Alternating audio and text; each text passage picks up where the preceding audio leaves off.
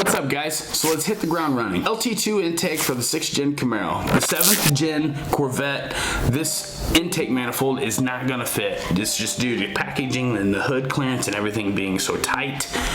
It seems to be that this is gonna be an intake manifold for like restorations, you know, muscle cars, anything that you can swap the LT motor into and still have adequate hood clearance underneath the cowl area. 6th gen Camaro, this seems to fit quite well. So if you have the strut tower brace like I do, I see a lot of people online putting spacers underneath of the brace, not too far. I have yet to actually do any measurements, so I don't have any numbers as far as the strut tower braces and how far it needs to go up over the manifold, but yet still be under the hood. That's going to be coming in a later video. Right now, I'm just wanting to talk LT2 intake on 6th gen Camaro. You're going to have to excuse the tape on my thumb. I ran out of band-aids and I sliced my finger on some sheet metal, and every time I take it off or try to, you know, grab this, do this, it keeps bleeding everywhere. So that's all that is. Those of you are interested, I do have a build coming up where I'm going to be doing pretty much full bolt-on. So I'm going to be doing an LT2 intake manifold. I'm going to be doing a ZR1 throttle body. I'm going to be doing a Rotofab cold air intake, and I bought some Texas Speed long tube headers. Now these are the 2-inch. So it's going to have a 2-inch primary. I'm going to be doing a video on this. If you have any questions, drop them below as far as the intermediate shaft and clearance and everything. I'll be doing a video on that. I got a dyno day set up. I'm going to be doing flex fuel, LT2 intake, ZR1 95mm throttle body, Rotofab cold air intake, Texas Speed 2-inch headers with delete, and we're going to be doing a tune on the dyno with a local tuner here. So I'm going to be interested to see what kind of numbers we can pick up with that. I'm shooting for 500 wheel horsepower. Whether we're going to hit it or not, I don't know. Just don't forget to subscribe and hang around and wait for that video to be posted. It's going to be a good one.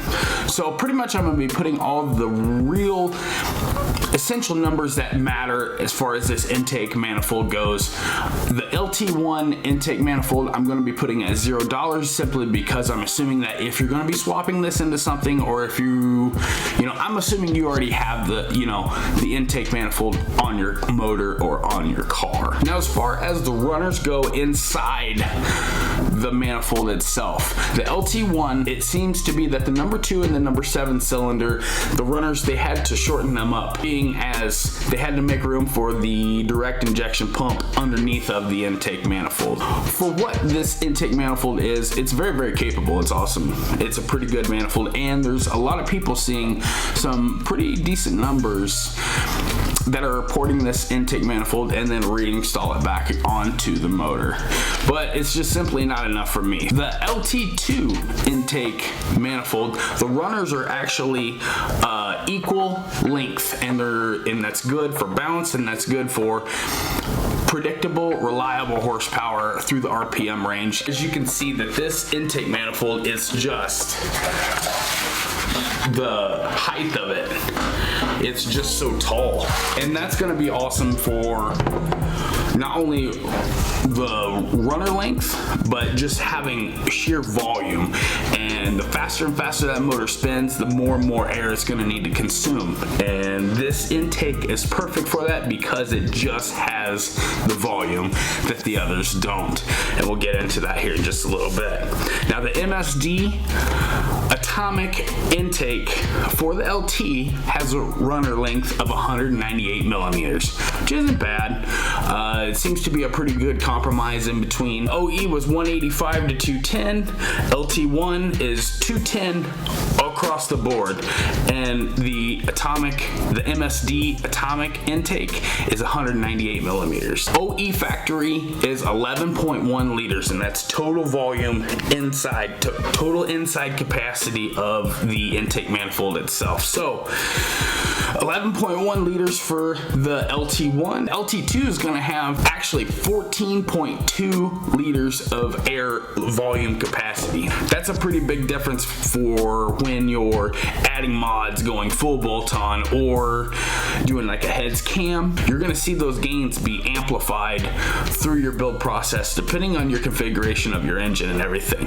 The MSD atomic intake is actually 12 liters, which isn't bad. I mean, that's a pretty substantial increase over factory. Then I have actually the my adapter already put on mine just for the video's sake. I just put it on so you guys could see, but the adapter is actually what throttle body is going to mount to, but as far as the snout opening, it is the same as the LT1. So this LT2 comes with the snout opening of 80. The factory throttle body is actually 87 millimeters. So I'm assuming by the time the blade kicks back into the actual snout opening, it's probably going to be about 86, somewhere in there. So I'm just going to say 87 millimeters for the review's sake. It's where the MSD actually differentiates itself from the other two. The MSD is actually set up for 103. Now, 103 millimeters. That's pretty big, and I've actually heard of people porting this LT2 intake to 103 millimeters, but man, I'm telling you, the walls on this are gonna be so thin that, I mean, I would not push it. It's gonna take extreme precision, depending on what you've got done to your mod list, or depending on what you've got done to your car. I don't know if I've really pushed that much air, that much pressure on that thin of a wall. So kind of enter at your own risk on that one. The prices, this is where it gets carried away massively. Now you kind of got to be careful what you're gonna do as far as porting, drilling and tapping, and I'll get into that here in just a little bit. Setting up the intake manifold itself, just bare right out of the casting, off the shelf. This thing, I bought mine for 229 bucks. Now, if you're gonna buy one, if you're gonna do this, do them while they are in production, because when GM seems to be making these things, they mass produce them, and the price is very, very reasonable. But here's the one thing I hate about domestics, is it seems to be that 10-year run, and they discontinue everything for these cars and stop making parts, and that's when the price goes up on them. So if you want one, buy one now. Get them while they're cheap. The MSD, I think I looked online. The last one I saw was $1,323. Now that seems to be a pretty steep price increase as far as I'm concerned. The ease of use and just the plug and play factorability of it doesn't seem to pay off. Now to me personally, the value doesn't really seem to be there. The adapter, I believe was like 65 bucks. You're gonna need, the map sensor is actually located on the opposite side. So on the LT1, the map sensor would be here, and on the LT2, it's over here. And as far as the evap and everything, that is plug and play, and then you're gonna have the brake booster. I got this fitting, and this is, let me block my face here. This fitting is what you need. This is technically made for water. It's a push connector fitting, and if you can see,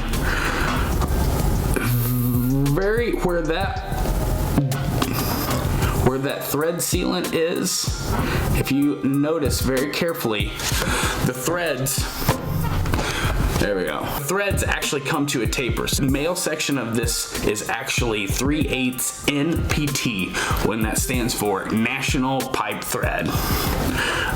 You don't want the NC, and that's National Coarse Thread, and they have NF, which is National Fine Thread, and those are all standard thread pitches, those are all standard thread sizes across the board. Then you have, your metrics, which would be like M10 by 1.25, or just for example. But 3/8 NPT. So when you go to tap and cut your threads into this, you're gonna need a very specific tap.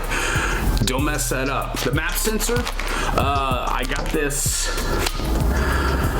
harness extension, and I believe this was like 45 bucks. All together, all in all, you're probably gonna have like $120, $150 in accessories to make this thing fit. So if you're talking $229 for the intake manifold, let's call it $230 for easy math, and then if you have another $125 in accessories, you're talking you're talking $355, $375 bucks. I chose to do like a mild port job on this thing, and what you're going to need to understand and what you're going to need to know is, and this goes across the board for all automotive plastics, that if you're going to be repairing, shaping, cutting, or modifying any kind of plastic, and you're going to be using abrasives, the rule of thumb is if it powders when you sand it, it's a plastic. If it webs, gums, or slings, it's gonna fall into the urethane category. It's gonna help if you're gonna need to actually like repair this. It's gonna help with your adhesive choice. If you're gonna need to like reinforce the wall or whatever, really gonna help as far as like doing a proper repair. So that's a typical rule of thumb. You'll be happy to know when I sanded this thing, it's a plastic, definitely. When I sanded mine, it turned right to powder, and this thing is a plastic. My guess is some kind of ABS plastic. I mean, it's very, very strong, seems to weigh quite a bit. When you're going to shape or modify, or you're going to be using on these kind of, I don't really want to call it a polymer, but I mean, any kind of plastic, and you need to shape, on the inside, as far as like where the throttle body goes, what I did was I started with an 80 grit. I used sandpaper all the way, and I used the 80 grit sandpaper. And when you're shaping plastic, the guide is to follow with abrasives is do not graduate any more than 100 grit as far on your sandpaper. So if you go 80 grit, you can go 120 or 180, but don't just jump to 220. Now of course you can, but the amount of effort and the amount of time is not going to be worthwhile. You're going to spend a lot longer grinding and working with that finer abrasive to get the sand scratch marks out than your benefit factor would be as far as within that 100 grit gradation rule. Now what I did as far as the throttle body goes, the actual snout, because this is going to be the bottleneck of the whole situation, and what I did was I started with an 80 grit, and then I went to 120, then I went to 220, then I went to 320, and you want, when you're shaping it, and I would say shaping it is going to be removing material to actually cause a difference in the actual shape or structure of the plastic. I would start, if it's going to be on the inside, do not go coarser than 80 grit. You could stop at about 600. I worked my way all the way up to about a 320, then I jumped to 600 just to smooth it out the best it could. Worked great. So the runners, actually deep down inside here, it's gonna be, if you put it on its side, let me try to cover up my face here, but actually if you look, like right in here, right about this area, it's gonna be where the two pieces that are molded, that's where they're gonna meet. And there is kind of an overlap, so I did order off of Amazon. If you want, I'll put a link below to everything that I used here.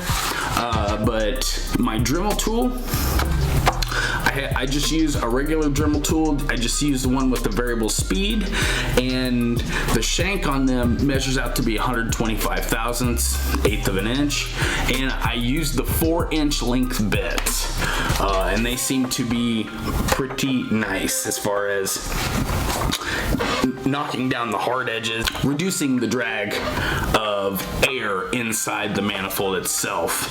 I didn't get carried away. I did not open up the runners as far as widening them to maximum length, but that's also not what you want. What I use, and I've had this forever, is it's called PREPERATION, and it's made by Permatex. It's called PREPERATIon. You can see the old Napa part number there. I don't know if that'll cross-reference over, but I buy the stuff in the tube. You can get this in aerosol form as well. It gets messy and it seems to go everywhere if it's aerosol, but you just want to use a thin layer of this, and this is made to lay wet on two surfaces, and this is nothing more than, you know, say that this adapter, and they were two different sizes. The adapter would come off, and then I would just, you know, peel this off, and then I would just put a light layer of this PREPERATIon on, stick it back on the throttle body, and then that's going to tell me exactly your mating surfaces. So whatever is, you know, for this instance, once I put them together, but you want to make sure you put them together straight. So once you pull that apart, whatever would be silver on this piece, you're going to need to remove. You're going to need to cut that out, remove it, and then whatever's black on this piece instead of blue, you would need to shave that down as well, and that would give you a perfect, what they call, match porting. You could do the same with the heads for the the runners. If you wanted to take a big piece of all thread and stick it through the actual intake manifold itself into the head, you could put PREPERATIon on here, drop it down on the head, straight down on the head, straight back up off the head, and then whatever is obviously black on the intake manifold, grind that down, remove that, and then whatever's shiny on the head, remove that, and that will give you a perfect match port job on this, on the LT2 Intake. I chose not to go that route. I'm not building a crazy high horsepower build for this car. It's really not that important, and you know, 5, 6, 7 horsepower, it's not worth the effort and the time that it's going to take for me to go through doing that. I already went through and smoothed out all the insides of all the runners as far as I'm going to do. I left as much meat on the intake runners themselves as I could, just for structural rigidity, in case I do want to go heads cam. I have that option as far as leaving this intake on and not worrying about whether this is going to crack or leak or just break. The belly of this intake manifold, I see a couple people just knocking down the ribs on this. So the underside pretty much had ribs like this, but mine actually, I went ahead and I removed them all. So my theory in this is they actually have, and I don't know if you can see, but I actually removed all of it. I had a roll-lock, 3-inch roll-lock discs, and I used 36 grit. Now, typically on plastics, do not use 36 grit. It's extreme. It's way too coarse. It's just, unless you know what you're doing and extremely experienced, I wouldn't do it. I wouldn't mess with it because it's going to cause scratches and it's going to remove material at a rate faster than what you would think or what you're used to. And you can burn through, you can dig through, you can create a lot of damage with 36 grit or 24 grit roll-lock discs. A lot more than you would think. I would start with like a 50 or an 80 if you choose to go this route, but definitely what I did, and I don't know if the camera will pick it up, but if you can see the texture as far as the underbelly of this goes, but I started with 36 grit roll-lock discs, and I knocked down all the webbing on this. After I got all the webbing done, and this probably took me about honestly like a hard 4 or 5 hours to do. I went through and I removed as much material as I could, and I went through and I hand sanded this, hand blocked it down with 80 grit. And now my reasoning behind this is the liner that goes under here, if I so choose to put it in, I was kind of using the kind of how like a double pane window works. I wanted that dead air space in between the two to create more of a sound barrier than anything. I'm not sure if I'm really gonna put it back on, but if I so choose, any adhesion promoter that I've ever used or glue that I've ever used in the past that has worked really well, they've always called for like a P80 grit sand scratch mark in order for preparation. So basically all I have to do is clean this thing, a water-based cleaner, and then I'm gonna do a solvent-based cleaner, put my adhesion promoter down. I'll put down the sound deadening mat if I so choose, but that's my thought process behind that. I figured I was already in there, so I might as well just go ahead and remove the whole thing. Okay guys, so here's the thing. As far as porting goes, it's really simple, and here's my take on it. Trust me, believe me, and I'm gonna say this up front, there are a whole lot of people that are a lot smarter, a lot more experienced, and know a lot more about this than I do. This is simply a plastic intake manifold going on a bolt-on engine build, and it is nothing that's going to be too critical at this point. It is and it isn't. But here's the theory behind what I did for my porting.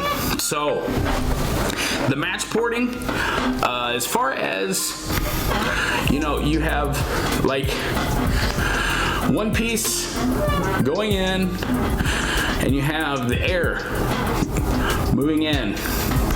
Now you do not want that piece. It's going to be beneficial, but not correct, if you have that piece that's bigger than the opening. Now, that's obviously going to be not as bad as if you think of it as like plumbing, but your name of the game here is to speed up velocity of the air, get the air in and out of it as quick as possible without having any kind of drag. Basically, you want the air to find the path of the least resistance, and you want to get the most volume and velocity out of the air as possible. So if you have the head, this being the head of the car, and this being the intake runner. Sorry, my marker. Obviously that's not gonna work. So what you want, and also you don't want vice versa. You don't want the intake being too big as opposed to the head being too small. Obviously that's gonna defeat the purpose, and you're gonna cause, you're gonna cause air. Well, one, you're gonna cause a dead spot right here, and it's gonna cause low pressure. A low pressure area right, in the edges. So the most efficient way is going to be, I'll just do it one, and you want dead, straight on. So you want your air going in, and you want it just a straight shot straight through, no drag, nothing. There's no snags, there's no hard edges, and you want the air just to flow through it as quickly as possible. So this would be a matched port. That's all that is. Pretty simple, straightforward. Pertaining to how people get freaked out as far as how far they need to push their abrasive or texture or whatever, there's actually theories behind what they call texture porting. And how it works is basically nothing more than how a golf ball flies through the air. I know how everybody references the golf ball. It definitely is a solid theory as far as airflow, the aerodynamics. Basically, if you're worried about leaving too much texture behind, here's how I had it explained to me, and also my take and how I approached it on my intake manifold. So if you have just straight line air it's not gonna be bad. The flow is not gonna be bad. As a matter of fact, the Rotofab intake, which I just bought, it was actually slicked over, and it's got some kind of like really slick, buffed, polished on the inside of the air tubing. It's not bad, and it's gonna flow a ton of air. But also there's another theory behind having like any kind of, well, here, texture. So that's going to be like where the media drags through, you know, the substrate, and the substrate, this in this case being the plastic, is going to be that the air, as far as finding the path of least resistance, is you want it to be as slick as possible. And the one thing that's slickest, or it's going to be able to find the quickest path, is a like substance. So in air, that's going to be more air. So in order for this to work, and here's the theory on how it works, is this creates like little tiny pockets of air. So when it's coming in, it's going to create little tiny air swirls, little tiny vortexes, whatever you want to call them, little tiny swirls of air, and therefore the other incoming air on top of that is actually going to be sped up or amplified, and it's going to happen right here.